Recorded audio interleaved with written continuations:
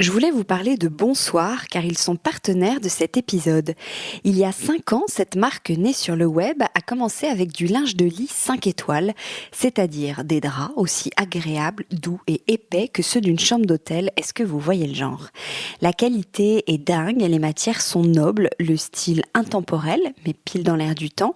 Les prix sont justes et ils ont même une offre de recyclage. Depuis, ils proposent aussi du linge de bain, du linge de table, mais aussi toute une gamme autour du lit, des oreillers, des plaids, etc. Que ce soit pour les particuliers ou en B2B pour les pros de la déco, les hôtels ou les chambres d'hôtes par exemple. Ce qui est top aussi, c'est qu'on peut faire broder un mot doux ou un prénom sur un peignoir, un pyjama ou une tête d'oreiller. C'est idéal pour un cadeau.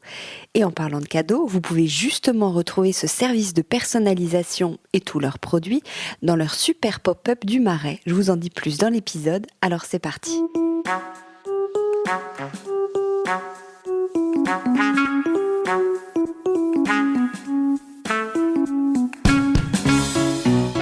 Bienvenue dans Le Club, une émission de décodeurs, le podcast qui parle de celles et ceux qui font la déco aujourd'hui. Je m'appelle Hortense Leluc et dans Le Club, je suis accompagnée de 3 chroniqueuses, Marie Farman, Violaine Bellecroix et Billy Blanquette, des expertes de la déco, du design ou du lifestyle, pour parler de tout ça justement. Portraits, événements, idées déco, nouveautés, écologie, projets divers et variés. L'idée, c'est de partager nos repérages et nos bons plans dans la joie et la bonne humeur. Allez, bienvenue au club. Bonjour à tous, bonjour les filles. Salut bonjour Hortense. Salut Hortense. J'espère que vous allez bien. Très bien. Super bien. Alors à chaque épisode, je vous emmène dans un nouveau lieu et cette fois, nous enregistrons dans le pop-up de Bonsoir au 97 rue de Turenne qui est ouvert depuis mi-novembre et jusqu'au 15 janvier, donc je précise. Bonsoir est partenaire de cette émission, c'est une marque que j'aime beaucoup, alors je les remercie d'autant plus de nous accueillir. Ouais, c'est très joli en plus ce pop-up. Ouais, il y a tous leurs produits qui sont présentés, c'est très sympa. Alors aujourd'hui, de quoi va-t-on parler ? Violaine Bellecroix, qui est donc journaliste DA, mais aussi très sensible à la transition écologique, comme on peut la suivre sur son compte Instagram. Je voulais préciser d'ailleurs, tu as changé de nom. Ton compte Instagram a changé. Maintenant, on est Mediawit. Parce que c'est ça, oui, je me disais aussi. Women in Transition écologique, c'était trop casse-pied. Et en plus, les mecs se sentaient un petit peu exclus. Donc maintenant, c'est Mediawit, parce que voilà, on a trouvé ça plus court et c'est tout aussi bien. Plus court. Donc tu vas nous parler des livres sur ce sujet, enfin en tout cas des livres de bon sens qui ont retenu ton attention. Ouais, ma transition écologique en bouquin. Je vous ai fait un petit chemin. Billy Blanquette, coucou Billy. Salut Hortense. Tu vas nous parler de la Chine, ou plutôt des différentes manières de bien chiner. Oui, pas du pays. Oui. Je pensais que du pays. J'ai fait un exposé sur la géopolitique chinoise. Voilà, exactement. Pour la transition écologique, je vous emmène en Chine. Et puisque tout le monde s'y met, c'est très bien. Donc autant avoir les bonnes méthodes. Voilà, exactement. Mais d'abord, on commence avec Marie Farman. Marie, je crois que tu voulais rendre un hommage pour commencer. Ouais. Oui, alors d'abord, je voulais rendre un hommage à un designer qui s'appelle Marc Berthier, qui nous a quittés le mois dernier. Il avait 89 ans. C'était un grand designer, très peu médiatique, enfin du grand public plutôt, mais qui a pourtant marqué l'histoire du design en France, mais aussi à l'international. Il apprenait tout au long de sa vie et de sa carrière la légèreté et la sobriété. Un dessin à la fois très simple et évident, ce qui est un pari quand même extrêmement difficile pour un designer d'arriver à lier tout ça. C'est un peu tous leur objectif. Il a créé des meubles et des objets emblématiques pour plein de grandes marques comme Roche-Beaubois, Lexon, Magis, Hermès ou Roventa, donc des marques vraiment très différentes et des objets dans tous les domaines. Donc il a fait de la radio à la théière, en passant par le fer à repasser, la chaise pliante ou même le bureau. Il explorait vraiment tous les usages avec un grand sens de la proportion et de l'élégance. Pour ceux qui ne connaissent pas son travail, je vous invite à aller voir ses meubles et ses objets sur Internet ou sur son site, parce qu'il y a certainement des choses que vous allez reconnaître qui vous diront quelque chose. C'est un designer qui était très fidèle à la définition initiale du design, c'est-à-dire apporter des solutions pour améliorer notre vie quotidienne en créant des objets à la fois beaux et usuels. Donc vraiment, il respectait cette définition. Enfin, on peut vraiment voir ça à travers ces différents objets. Donc son travail, il est ni décoratif, ni dans la séduction. C'est avant tout pratique, très adapté à l'usage et surtout hyper atemporel. Voilà, donc je voulais lui rendre un hommage. Qu'est-ce qu'il a fait déjà comme pièce emblématique ? Rappelle-moi, je suis nulle. Alors, il a fait surtout la petite radio de Lexon, qui est une petite radio très colorée. Ah oui, je mettrai un peu en gomme, non ? Ouais, exactement. Ouais. Je vous mettrai des visuels. Des visuels, ouais. Un coup de cœur, Marie ? Je vais vous parler d'un coup de cœur, oui, effectivement, qui est dans un registre complètement différent parce que je suis allée découvrir dans un lieu à Paris qui s'appelle le Consulat Voltaire, un travail d'une jeune fleuriste ou designer floral ou encore artiste végétal, comme on peut dire aujourd'hui, qui s'appelle artiste végétal, qui s'appelle Domiti Basso, mais son nom de fleuriste, ou de scène, c'est Thyrse. Donc elle présentait pendant quelques jours dans ce lieu une exposition baptisée Le ciel à la racine. C'était une exposition qui était imaginée, c'est elle qui a eu l'idée de faire ça un peu comme son jardin idéal. Elle a créé pour l'occasion des compositions florales pensées un peu comme des bosquets suspendus. C'était vraiment très délicat, très aérien, très poétique. D'ailleurs, elle a dessiné pendant plusieurs années avant de se lancer en tant que fleuriste des broderies pour la Maison Saint-Laurent.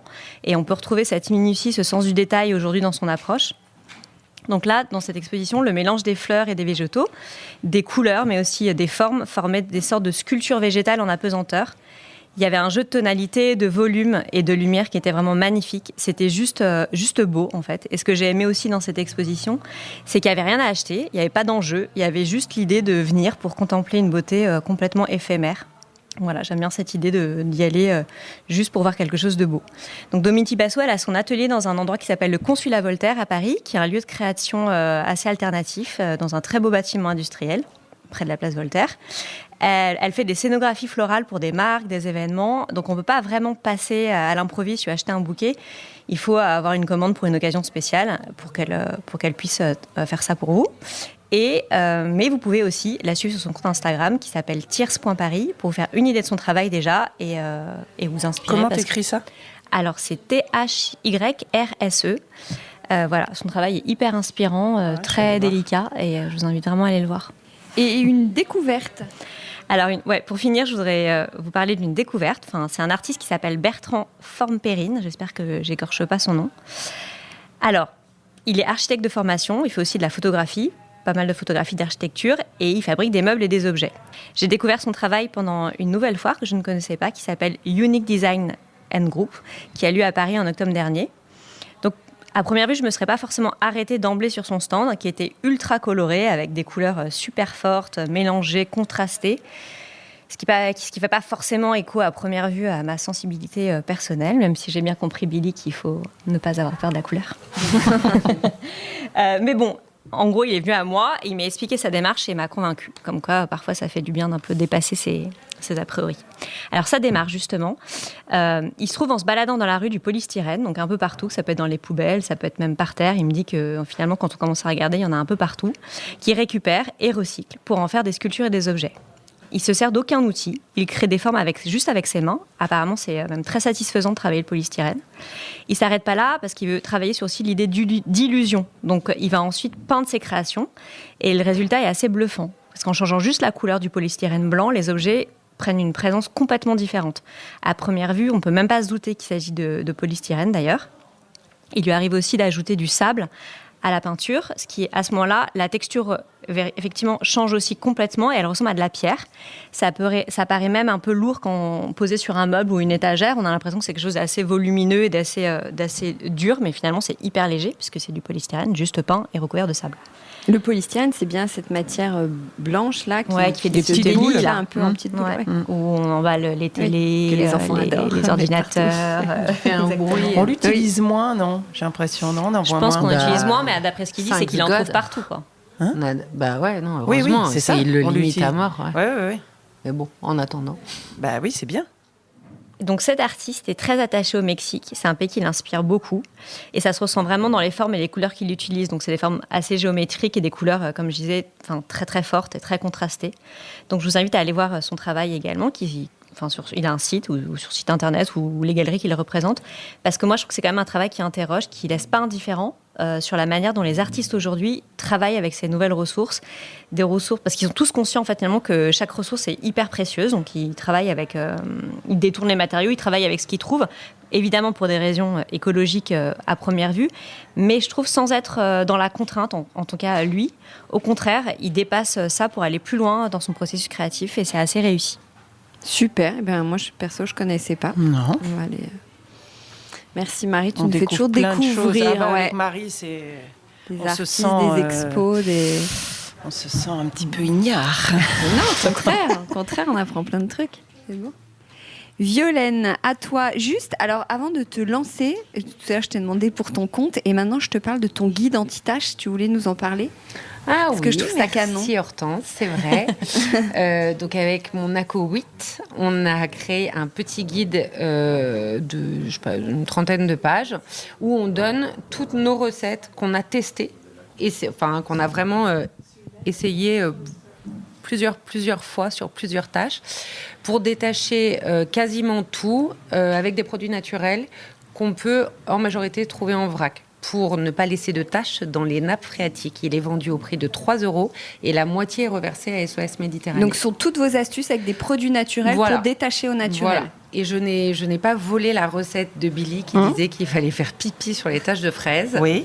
Je ne te l'ai pas volée. Non, t'as pas osé la mettre. Il faut que tu lances ton guide de tâches. Oui. Toi aussi. Oui. Je vais faire un petit tuto en petit vidéo réel, sur en commentaire. Tu viens nous commenter en disant et il y a ça aussi. Mais donc voilà, on est très content d'avoir lancé ce petit guide pour faciliter la transition écologique des copains. Ouais, super. Voilà. Alors, parle-nous de tes livres. Oui, donc aujourd'hui, je vous ai fait un petit chemin de livres pour illustrer la transition écologique. Donc la transition écologique, pour moi, c'est un chemin, et je pense que pour tout le monde, ça l'est, qui commence par une prise de conscience, puis qui serpente entre les apprentissages pour pouvoir vivre de plus en plus sereinement, différemment, en respectant chaque jour un peu plus la planète. Ce chemin il fait de grosses embûches, de marche arrière et de prise de tête. Mais tant que les gouvernements ne feront pas leur job, il est compliqué pour nous, individus, de faire parfaitement. Contentons-nous d'un assez bien. Ce qui compte, c'est de garder son cap malgré les erreurs et les gens qui aiment à souligner vos incohérences sans voir tout le chemin que vous avez parcouru. Novembre est là, winter is coming. En tout cas, la période est propice à la lecture. Donc voici une sélection de bouquins qui, chacun à sa façon, est riche d'enseignements pour qui souhaite aller vers plus de bon sens. Ce ne sont pas des livres qui disent comment faire, ce sont des mots qui nous aident à vouloir le faire. C'est plutôt prise de conscience. Voilà, sur la prise de conscience. C'est pas des bouquins des petits guides ou c'est plutôt des livres qui, par leur philosophie ou leur histoire, alors c'est que des romans parce que, à la différence de mon ACO 8, moi je ne lis que des romans. Je lis pas trop de guides, etc. Ouais, non. Les bouquins de développement personnel, les essais et tout, c'est plus elle. Moi, c'est plus le roman et BD. Roman et BD aussi. Ouais, exactement. Donc, je commence par un bouquin extraordinaire qui a été écrit, je crois, en 56. Donc, vous voyez, il n'est pas d'hier. C'est Les Racines du ciel de Romain Gary, édité chez Gallimard, entre autres, parce que je crois qu'il y a d'autres éditions. Le pitch, c'est un homme dans les années 50 en Afrique tente d'alerter les populations et les autorités sur le sort réservé aux éléphants à l'époque, braconnés sans répit. Romain Gary déploie dans ce roman une galerie de personnages cassés par la vie qui choisissent leur camp, donc pour ou contre les éléphants, en s'appuyant chacun sur leurs convictions et leur intuition. Et je peux vous le dire, après la lecture de ce roman, Romain Gary est une wit. Je ne résiste pas à vous lire une phrase qui résume parfaitement l'esprit du livre. Donc, ce n'est pas de moi, c'est de Romain Gary.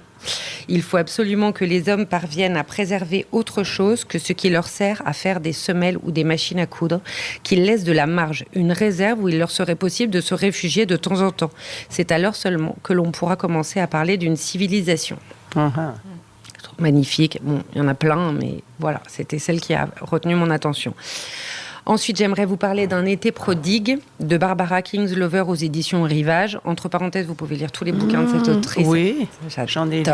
Ouais. L'arbre aux haricots, peut-être. Peut-être bien. Donc là, c'est un été prodigue. C'est un roman magnifique sur le rapport de l'homme, en l'occurrence de la femme à la nature.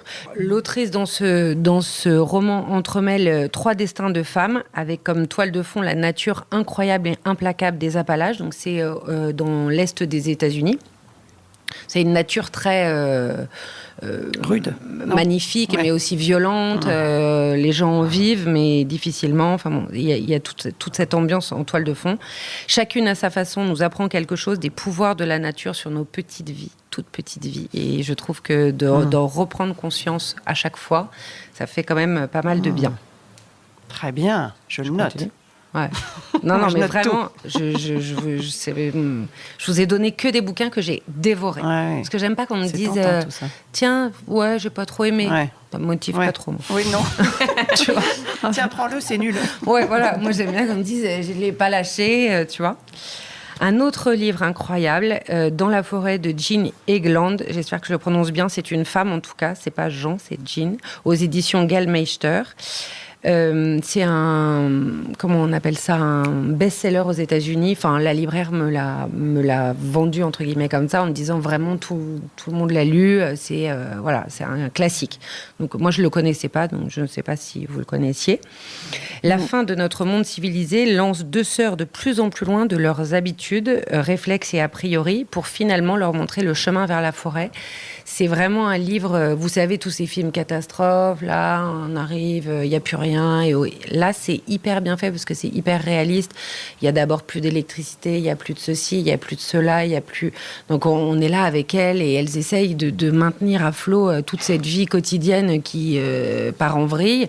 Elles sont quand même hyper isolées et tout. Et au fur et à mesure, elles se rendent compte qu'elles n'ont besoin de rien, mis à part la forêt. C'est très, très beau, la façon dont c'est écrit.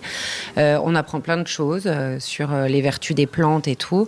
Et c'est ce lâcher-prise, finalement, dont on a besoin quand on essaye de sortir, je trouve, de la société de consommation, parce qu'on est tous tentés par le voyage, les fringues, tout, quoi.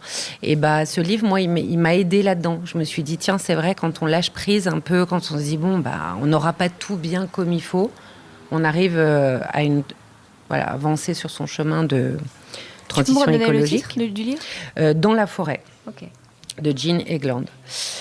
Un autre livre que vous connaissez sans doute toutes, parce que franchement, je suis trop contente. Ce livre est devenu un coffee table book et c'est pas un livre qui sert à rien. Donc vraiment, je suis ravie. C'est Le Monde sans fin de Jean Covici et Blin chez Dargaud. Alors vraiment, moi j'adore le roman graphique. Je sais qu'il y a des gens qui sont un peu hermétiques à ce genre, mais c'est assez facile à picorer, piocher. On n'est pas obligé de tout se tanker. Et là, vraiment, on peut pas tout lire d'un coup. C'est pas possible. Moi, je l'ai pas vraiment fini encore. Ouais, c'est pas facile. Hein. On prend, moi, je prends des petits chapitres, mais on apprend des tonnes de trucs. Moi, j'avoue, je l'ai offert à mon père. Faut pas le lire d'une traite. Et je l'ai pas ouvert. Donc tu vas me donner envie de l'ouvrir. Voilà. Mais quand tu l'ouvres pas en te disant tiens, je lis mon Tintin du soir. C'est ça. Voilà, faut picorer des trucs. Tu fais bien de le dire parce qu'effectivement, moi j'ai un petit peu abandonné parce que justement, je trouvais que c'était un peu lourd, mais en fait, il faut lire par petits bouts. Voilà, exactement. C'est un peu comme une bible, quoi. C'est ça. Et donc, c'est un dessinateur de génie, Christophe Blin, vraiment. Et lui, à un moment, il a voulu comprendre le réchauffement climatique. Donc, il se lance, il est trop mignon en plus quand il raconte, et il rencontre Jean-Marc Jancovici, qui est l'inventeur du bilan carbone. Donc, il y en a plein qui vont dire oui, mais Jancovici, les ceci, les cela. Je vous passe tout ça. Moi, je retiens le positif parce que sinon, il y a toujours un truc négatif qui bosse pour ici ou qui bosse ça. En tout cas, il a une grande vertu. Il explique super bien les énergies renouvelables, pas renouvelables. Bon, voilà. En tout cas, c'est très dense. Il faut y revenir à plusieurs fois. Mais vraiment, vous allez vous marrer parce que Blin, il a comment on appelle ça, il utilise des images pour que ce soit plus facile pour nous, qui sont vraiment tordantes. Donc vraiment, je vous conseille cette Bible. Je vous parle maintenant d'un livre pour enfants, qui est trop mignon. Vraiment, si vous avez un cadeau à faire, c'est adorable. La nature sauvage de Steve McCarthy. Enfant de quel âge ? Parce que 5 ans ou 12 ans ? Tu peux le lire à un enfant, à partir de la grande section, tu vois, pas de problème. Mais ce que j'aime dans les livres pour enfants, moi, c'est quand ils durent un peu. Donc ce livre, ça va être le livre, tu sais, que ton enfant te réclame, que tu peux relire plusieurs fois. C'est ça que j'aime bien, tu vois. C'est pas un livre sur un thème, et puis après, tu sais plus quoi en faire. Il y a 8 ans, c'est bien ou ça y est, il est... Non, bien. Non, bien. Bon, c'est à la collection Pastel à l'école des loisirs. Très bien. C'est un beau livre illustré pour les petits et donc les plus grands. Il personnifie la nature sauvage. Vous me voyez arriver avec mes gros sabots de 8. Et la peur qu'en a Octobre Vasilenko, à la différence de ses 11 frères et sœurs. Une grande balade, un moment d'égarement, un changement de prisme vont aider Octobre à voir les choses différemment. Donc il s'appelle Octobre, ses frères s'appellent Janvier, Février, vous l'aurez compris. Et j'adore ce livre parce qu'il parle... Ouais, voilà, on pourrait... J'adore ce livre car il part à sa façon d'un autre monde où l'on n'aurait pas peur du sauvage, où on vivrait avec, à côté, sans vouloir le dompter. Et je trouve plus intéressant ce genre de propos auprès du jeune public, auprès des enfants, que les discours dits de sensibilisation, parce que franchement, ils sont mieux sensibilisés que nous, ils naissent écolos, alors que nous, à quelques exceptions près, pas tellement. Donc je trouve ça plus intéressant voilà. Et c'est vraiment un beau livre sur le sauvage. Et on en a peur souvent du sauvage. Donc là, voilà, il y a tout un petit truc qui se passe et accessoirement, les dessins sont canons. Un livre de recettes maintenant qui vient de sortir, 365 recettes et conseils pour bien manger au naturel d'Angèle Ferremag aux éditions Marabout. Quel rapport entre un livre de recettes et la transition écologique ? Tout, mes amis. Surtout quand il est écrit par Angèle, parce que elle-même est très sensible quand même au zéro déchet, en cuisine en tout cas, parce que c'est son domaine. Donc, les recettes sont classées par mois. Hyper cool pour piocher des idées de menus, surtout l'hiver quand t'es là avec tes topinambours et tes patates et tes poireaux, t'en peux plus. Bah là, tu ouvres et tu fais un borge de betterave, alors que d'habitude, tu manges ta betterave. Mais c'est pas salade. trop compliqué, ça va ? Pas trop compliqué. Bon. Non, je t'assure. En plus, ça veut dire quoi, bien manger au naturel ? Qu'est-ce qu'il y a de naturel ? Je vais pas dire de bêtises, mais Angèle, à la base, elle est naturopathe. Ouais, naturopathe. Et donc, dans sa cuisine, elle intègre des super aliments, des graines, et à chaque fois, elle l'explique hyper simplement avec des mots que je comprends, que les graines de lin, c'est bon pour ci, que le miel, c'est bon pour là, mais qu'il faut pas le faire chauffer, parce que si tu le fais chauffer, il perd ses vertus. Et elle le fait toujours avec... Moi, j'adore, je regarde beaucoup ses recettes sur Instagram. Elle est hyper drôle, déjà. Franchement, elle est très fraîche. Hyper drôle. Et elle donne... Je sais pas, la dernière fois, elle donnait une recette de croûte de parmesan. Et elle dit, bon, pour les écolos ou les radins, je sais pas, elle a des façons d'amener le truc qui me font toujours vachement rire.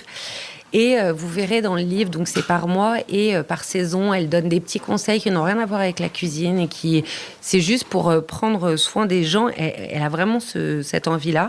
Et je la cite dans son édito, elle justifie donc sa démarche d'écrire un livre en disant que nourrir les autres va bien au-delà de manger pour survivre. Nourrir, c'est aussi nourrir des moments de joie, des souvenirs, des conversations.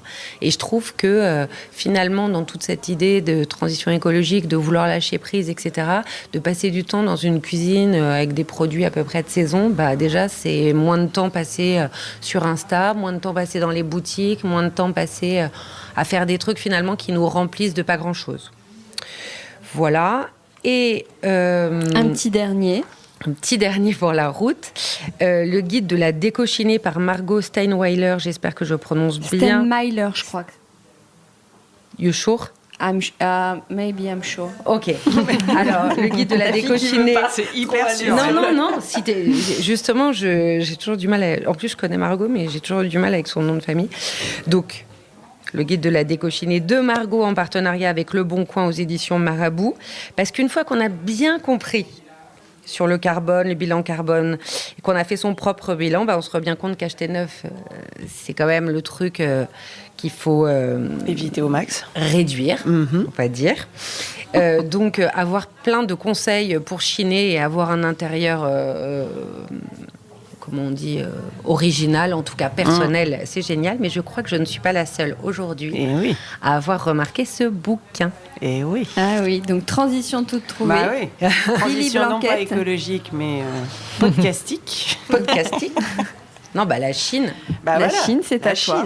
La Chine, voilà, exactement. Moi, j'avais envie de vous parler donc de cette tendance qui finalement a toujours existé, mais qui est particulièrement d'actualité, puisque c'est vraiment un mode de consommation éco-responsable, en plus d'être sympa et esthétique. Donc, c'est la Chine, qui n'a rien à voir donc avec le pays. C'est ça qui est drôle, parce qu'on dit c'est chiné, Chine et tout, alors que c'est vraiment l'inverse de... Voilà.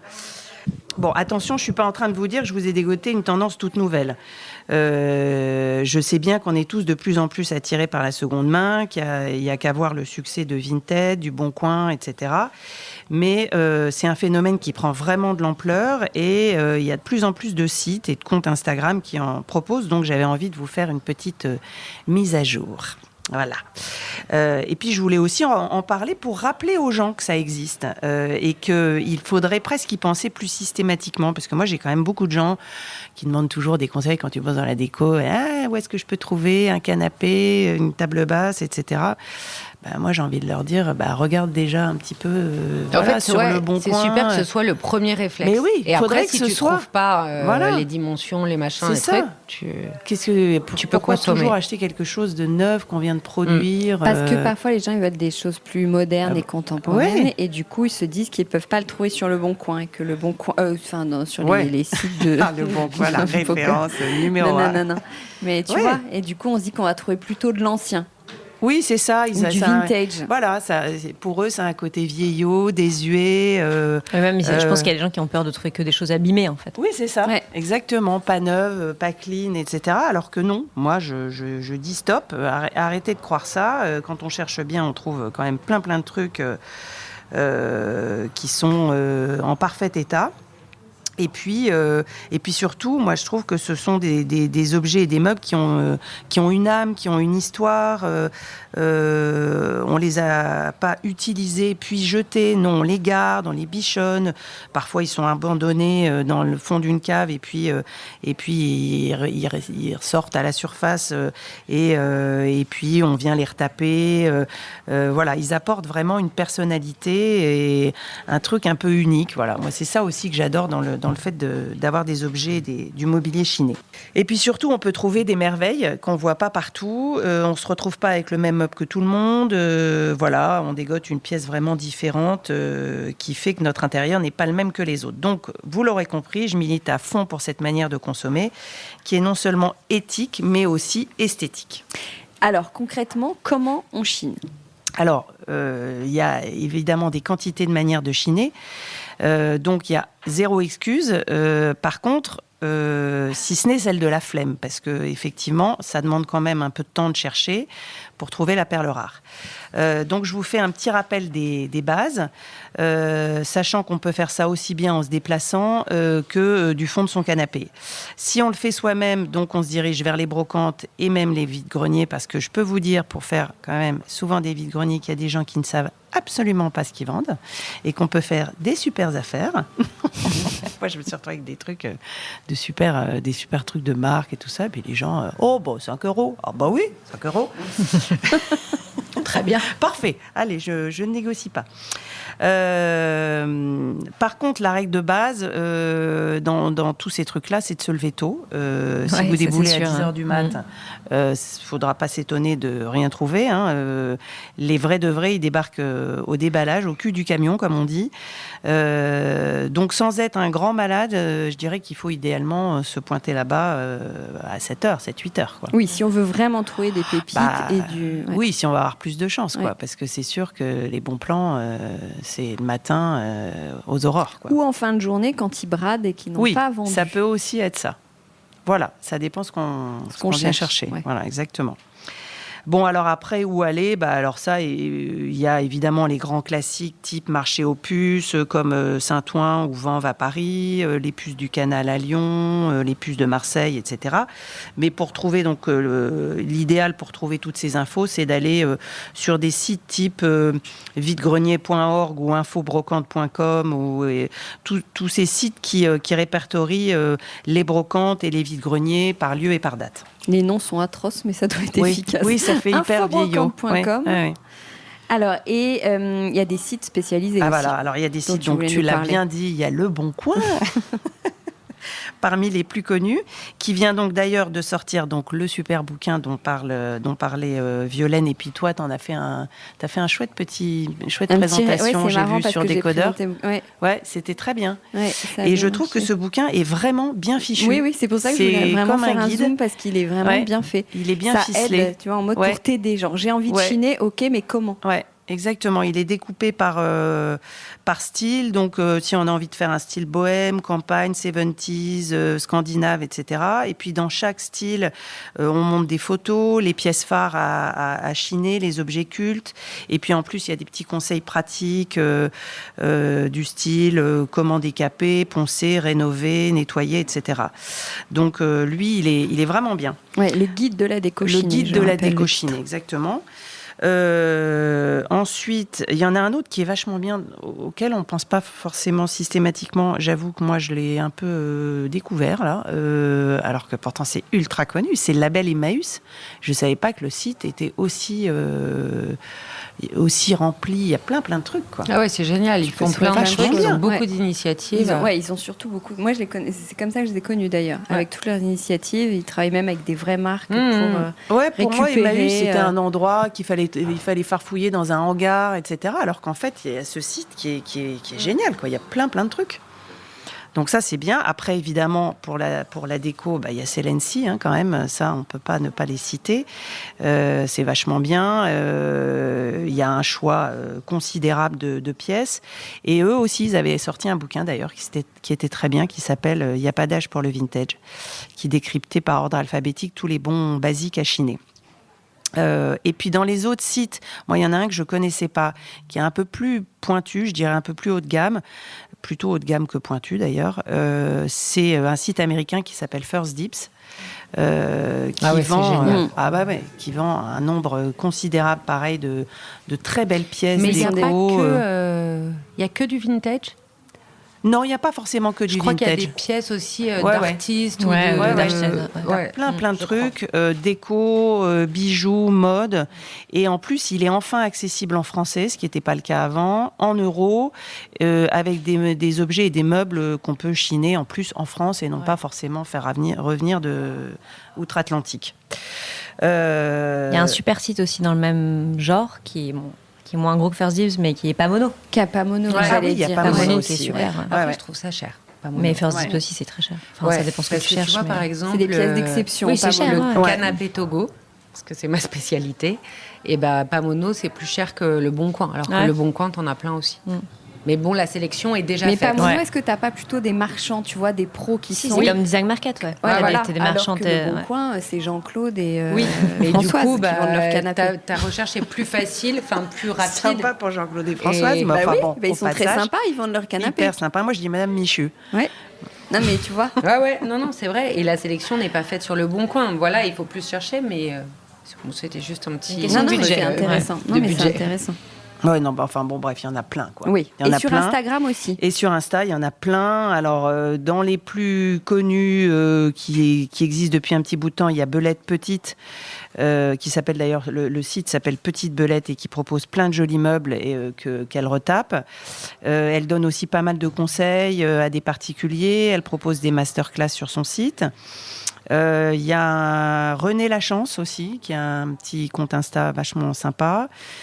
Super Chinerie, alors moi j'ai bossé avec elle là récemment, j'ai fait une collab, elle est adorable, en plus elle est hyper, comme tous d'ailleurs, mais ils sont hyper passionnés hyper engagés, et donc elle vend, elle propose surtout de la vaisselle de seconde main. Et puis elle propose vraiment de la mixer, elle fait des scénos hyper jolis.